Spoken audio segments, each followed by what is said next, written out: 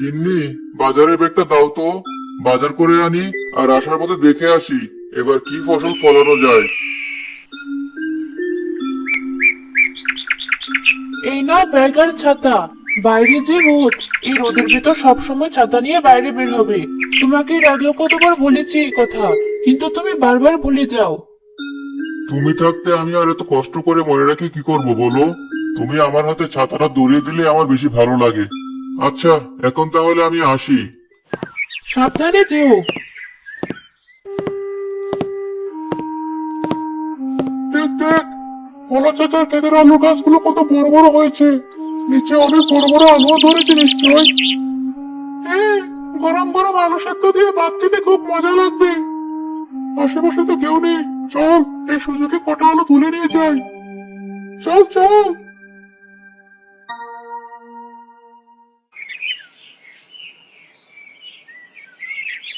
মা, মা। কি হয়েছে এভাবে ডাকছিস যে? আর তোর হাতে পায়ে তো মাটি লেগে আছে কেন? এই দেখো মা, তোমার জন্য কি এনেছি। এতগুলো আলু কোথায় পেলি? পেয়েছি কোথাও একটা। তুমি আর এত কথা না বলে আলুগুলো ভর্তা করে ফেলো তো। দুপুরে গরম ভাতের সাথে খাবো। আচ্ছা। কালুর মা সেদিন আলু ভর্তা করার পর বাড়ির সবাই মিলে মজা করে আলু ভর্তা দিয়ে ভাত খেলো। কালু আবার পরের দিন মন্টুকে নিয়ে ভোলা চাচার খেতে গেল। কাল তো নিয়ে গেলাম আলু, আজ আবার আমাকে নিয়ে এলি কেন?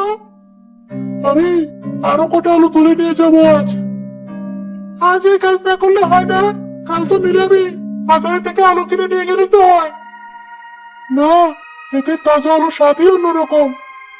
আজ আলুগুলো নিয়ে গিয়ে বড় মাকে বাজি করে দিতে। তুই ওদিক নিয়ে যা, আর আমি এদিকে যাচ্ছি। আচ্ছা, যাচ্ছি। এই তো পেয়েছি আবার কি তোর আলু চোরকে। আমার কষ্টের ফলানো আলুগুলো সব চুরি করে মাগনা মাগনা খাবে, তাই না? একদিন আলু চুরি করে শখ মেটে নি, আবার ঠিক তার পরের দিনই এসেছে আলু চুরি করার জন্য। আমার কান চারণ বলছি, মন্টু আমাকে বাঁচা। আয় আয়, কালুকে ধরে ফেললো নাকি? আমি তাড়াতাড়ি পালাই এখান থেকে, লাগবে না আমার কোনো আলু। মন্টু আবার কে? কোনো মন্টু টন্টু তোকে বাঁচাতে আসবে না। আজ আমি তোকে পিটিয়ে আমার কালকের আলুর দাম শোধ করবো।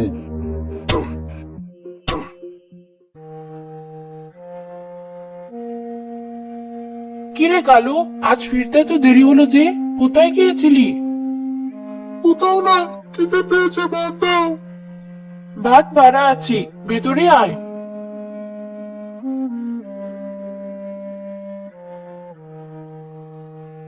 আলুর তরকারি? হ্যাঁ, কালকের দুটো আলু বেশি হয়েছিল, ওটা দিয়ে তোর জন্য আজ তরকারি রেঁধেছি। খেয়ে বল কেমন হয়েছে। প্রতিদিন এত আলু খেতে তো ভালো লাগে না আমার। কালকেও আলু, আজকেও আলু। অন্য কিছু থাকলে দাও, হয়তো আমি ভাত খাবো না। আচ্ছা দিচ্ছি তো, তুই শান্ত হয়ে বস। আহ, তোর পেটে হাত দেওয়ার সাথে সাথে তুই এমন করে উঠলি কেন? দেখি তো কে হয়েছে। কিছু হয়নি। দেখতে দে বলছি। তোর পিঠে এমন মারের দাগ কেন? কে মেরেছে তোকে? আসলে মা, হয়েছে কি,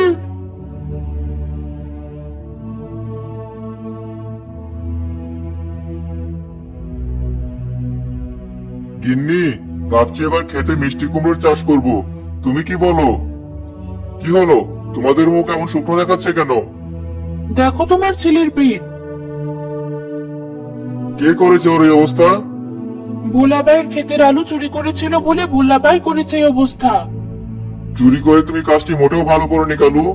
আগে জানলে আমি ওই আলু কখনই খেতাম না। আর ভোলা ভাই এভাবে আমার ছেলেকে মারার আগে ওর নামে আমাকে একবার বিচার দিয়ে দেখতো। যত যাই হোক, ও বাচ্চা মানুষ। আমি এখনই ভোলা ভাইয়ের সাথে এই বিষয়টা নিয়ে আলাপ করতে যাচ্ছি, সাথে তার আলুর দামও নিয়ে যাচ্ছি।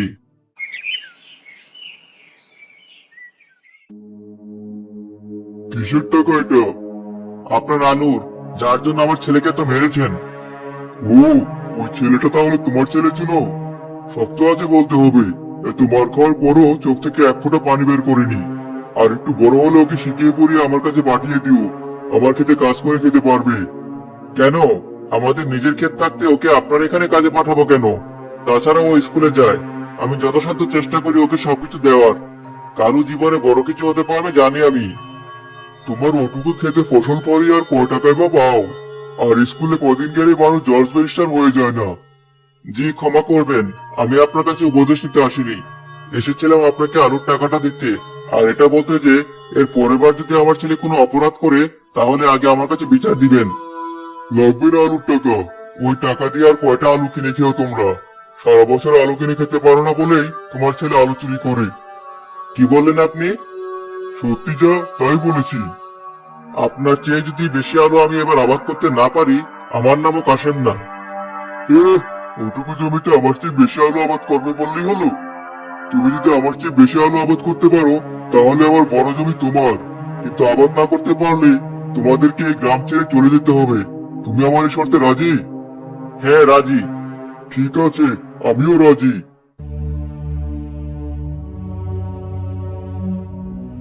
এর কি সর্বনাশ করে এসেছো? এত আলো আমরা কিভাবে ফলাবো?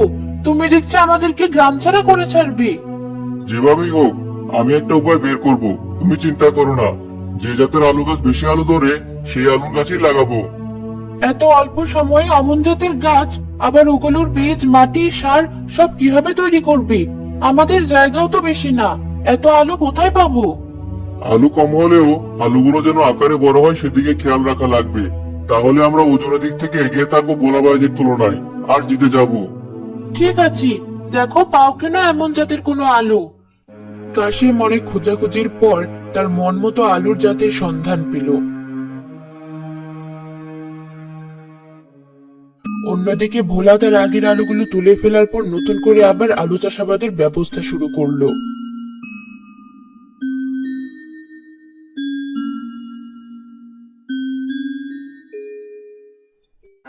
বাবা, আমি দুঃখিত। আমার জন্য তোমার আর মার এখন কষ্ট করতে হচ্ছে। আমি আর কোনোদিন এমন কাজ করব না। তুই যে নিজের ভুল বুঝতে পেরে আর কখনো এমন না করার প্রতিজ্ঞা করেছিস, তাতেই আমি খুশি। আমিও তোমাকে আর মাকে সাহায্য করতে চাই বাবা। না, তুই এখন তোর পড়াশোনায় মনোযোগ দে। সামনে তোর পরীক্ষা। আমি আর তোর মা বাকি সব দিক সামলাচ্ছি। আচ্ছা বাবা। ছেলেকেও ঘরে পাঠিয়ে দিলি? আমাদের দুজনের পক্ষে কি এতগুলো কাজ শেষ করা সম্ভব আজ? আজ না হোক কাল তো শেষ হবে। হাত পা গুটিয়ে বসে থাকলে তো চলবে না। চলো তাড়াতাড়ি হাত চালাই।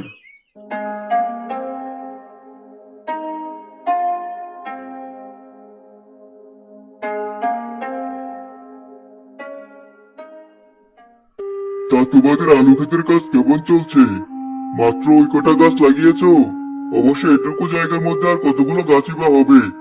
আলুর গাছগুলোকে দেখো মনে হচ্ছে যেন পুষ্টিহীনতায় ভুগছে। এর থেকে বেশি আলু পাওয়া যাবে বলে মনে হয় না। জি ওস্তাদ, একদম ঠিক বলেছেন।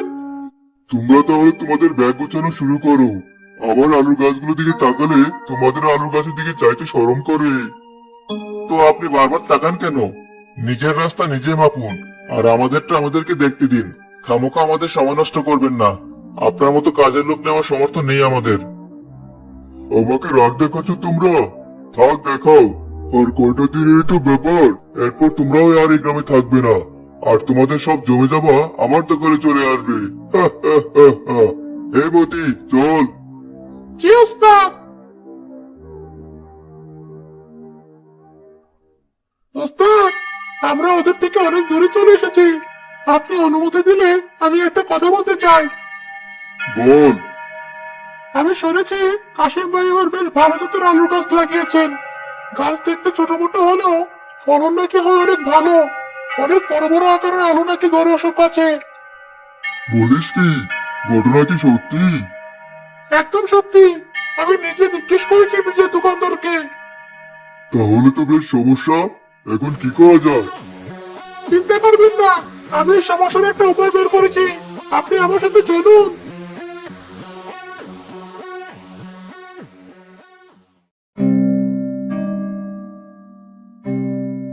আর তারা কি চাস? একটা আলু ক্ষেত ধ্বংস করতে হবে সাধু বাবা। আপনি যদি এমন কোনো উপায় বলতেন যাতে ওরা টেরও পাবে না যে ওদের আলুগুলো নষ্ট হয়ে গেছে, তাহলে খুব ভালো হতো।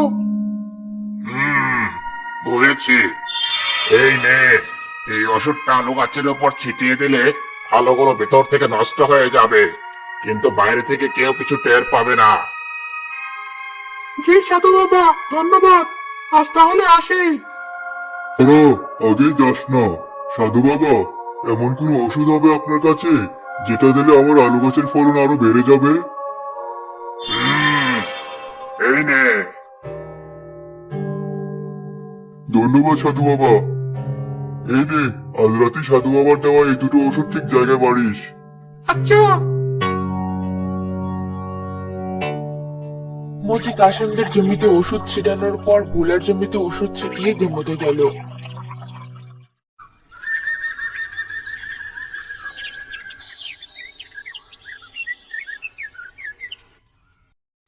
পরদিন সকালে মতিরা গেল তাদের জমিতে আলো তুলতে।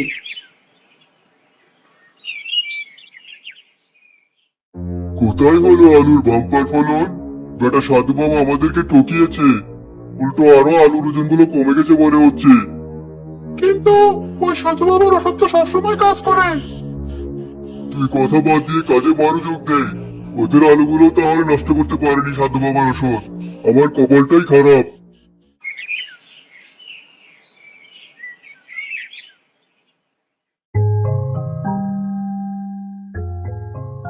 গিন্নি, দেখে দাও শিগগিরই। কি হয়েছে?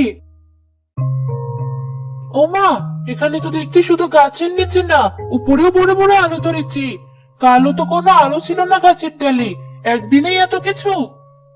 সবই পরালার দয়া। তাড়াতাড়ি আলুগুলো তুলে ফেলো, এবার আমাদেরকে এই প্রতিযোগিতায় কেউ হারাতে পারবে না। ঠিক আছে, এই কালু, তুইও কাজে হাত দি।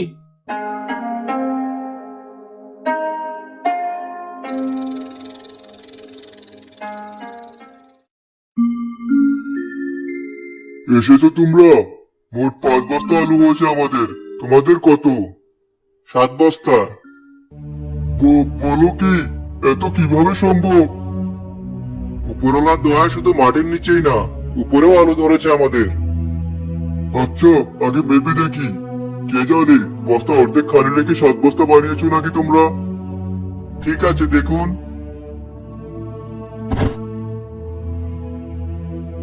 না ওস্তাদ, ওদের সবগুলো বস্তার ওজন আমাদের বস্তার ওজনের থেকেও বেশি। আমার এখনো বিশ্বাস হচ্ছে না। মতি, একটা চাকু দে তো আমায়। এই নিন।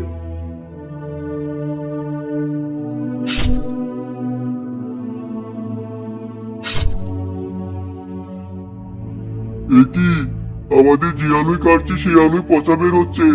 এই জন্য ওজন আরো কমে গেছে।